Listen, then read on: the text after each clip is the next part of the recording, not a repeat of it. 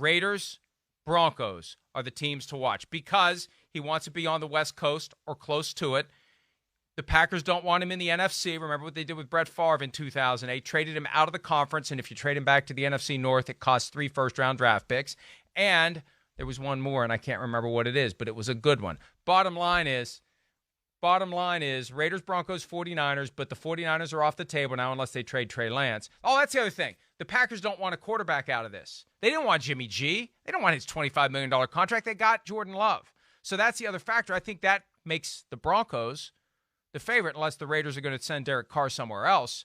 But the Broncos don't have a quarterback they're going to send. They could send Teddy Bridgewater to back up Jordan Love, but it's not like there's a starter that's got to be cleared out, a clear-cut, obvious starter. That's what makes the Broncos the right fit. So AFC team, West Coast are close to it. Packers don't want or need a quarterback in return, a starter in return. It all points to the Broncos. And George Paton, the GM of the Broncos, was asked about it, and he was more careful about what he said because I think that the Broncos, how can they not be in play?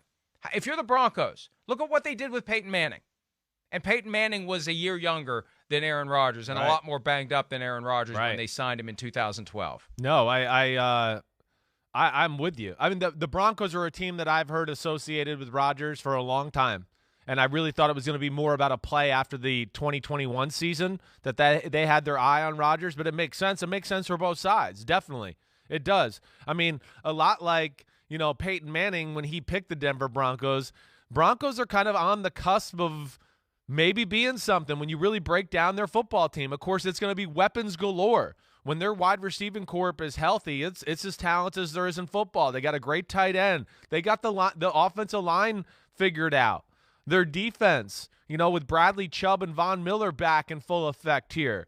I mean, there's the D-line's pretty damn good. The secondary's good. They just got it, Patrick Surtain. I mean, they're a team that's, on the cusp of kind of breaking through and saying, watch out, we're a real player in the AFC. So a guy like Rodgers would definitely put them over the hump. The thing that I come back to is, this is where I don't know, and maybe it proves that last year's first-round pick by the Packers was good. They can't trust Jordan Love. They're gonna trade Rodgers and let Jordan Love be the starter. I gotta see that to believe it. I gotta see it to believe it. He was so raw. He had no offseason. He has had no preseason play. There's no way. I would think even with this, even though they got a Jordan Love, that maybe they'd want a Teddy Bridgewater, like you're saying, a guy to be that bridge guy just in case, something there for a little bit of an insurance policy, because I don't think you can just go with Jordan Love there. So that would be my 2 cents on that.